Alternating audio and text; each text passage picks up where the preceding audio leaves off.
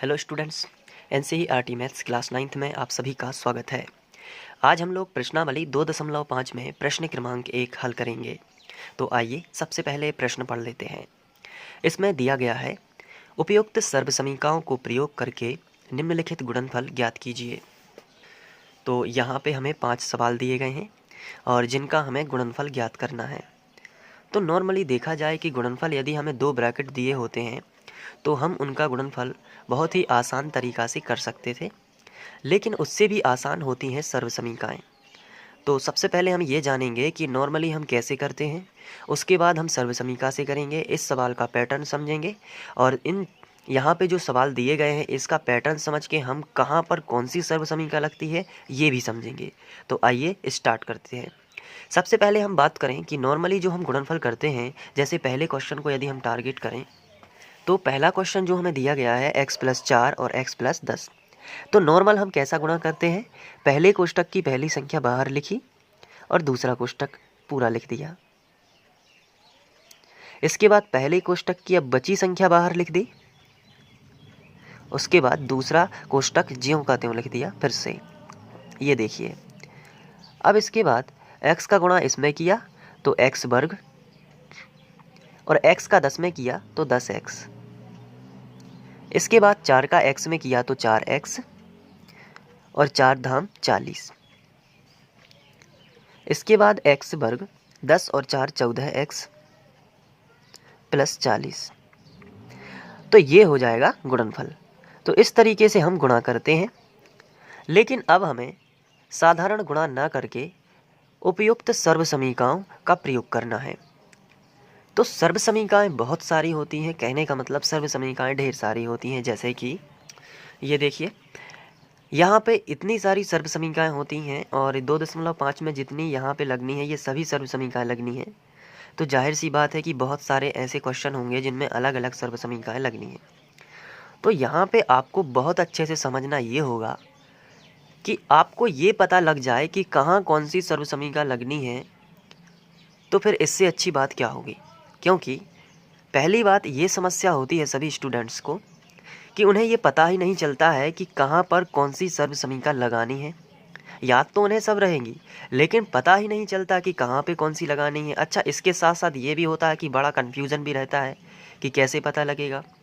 तो आइए अब हम इन सभी सर्वसमीकरणों के आधार पर पैटर्न डिसाइड करते हैं और वो आपको बहुत अच्छे से याद भी हो जाएगा।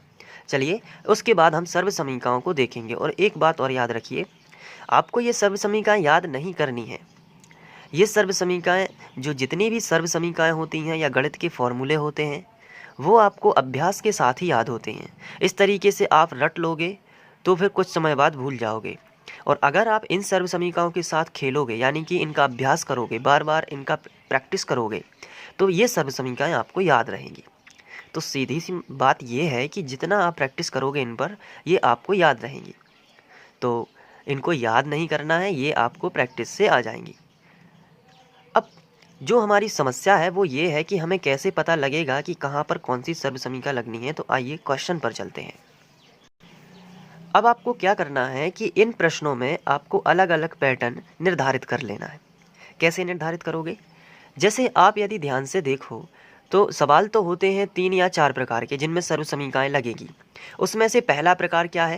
पहला प्रकार देखिए ध्यान से, ये आपको शुरू से लेके 1 से लेके 4 तक के जितने भी आपको ये सवाल दिख रहे हैं, 1 से लेके 4 तक के ये आपको सवाल 4 सवाल दिख रहे हैं ना, इन चारों सवालों में एक ही सर्वसमीकरण लगेगी।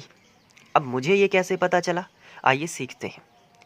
आपको क्या करना है कि ये जो 4 सवाल हैं इनका पैटर्न बिल्कुल एक सा है।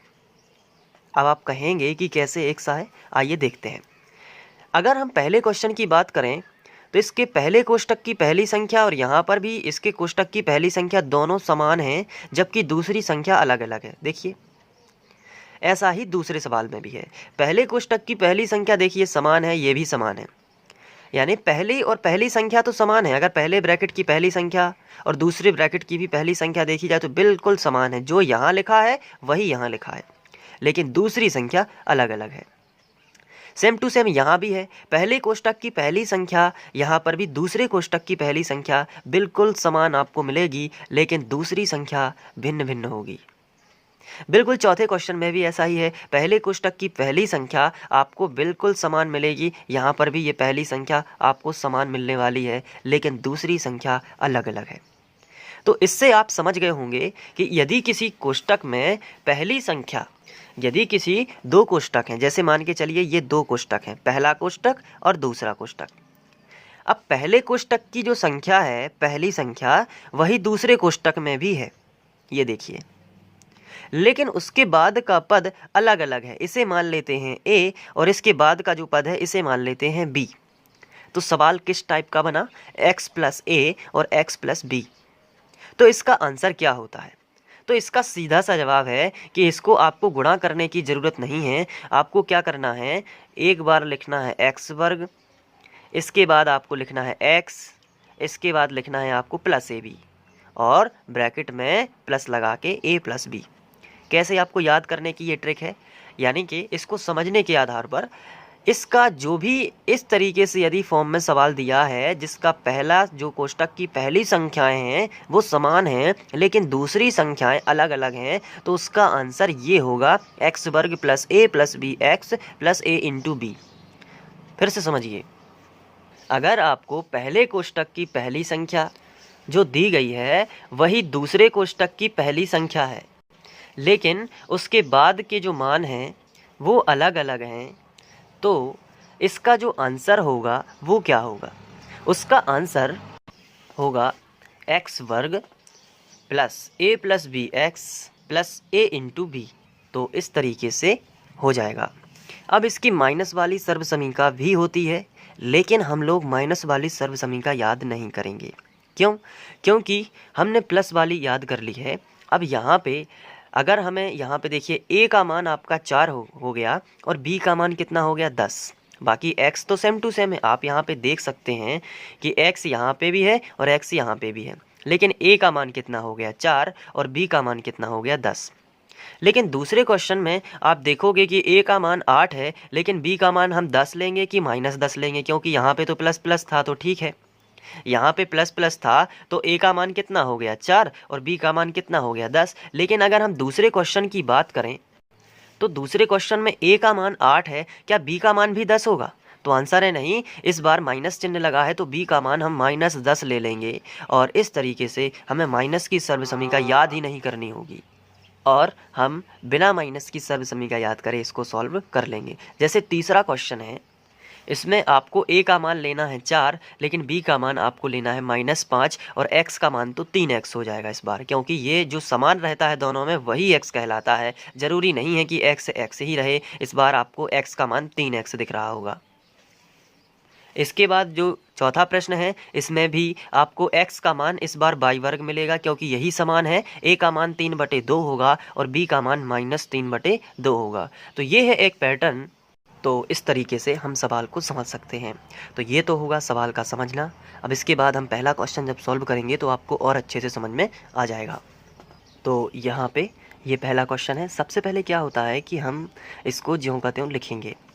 अब उसके बाद सवाल को पहचानना है कि ये उस तरीके का सवाल है जिसमें केवल इनके दूसरे मान अलग अलग होते हैं, पहला मान समान होता है।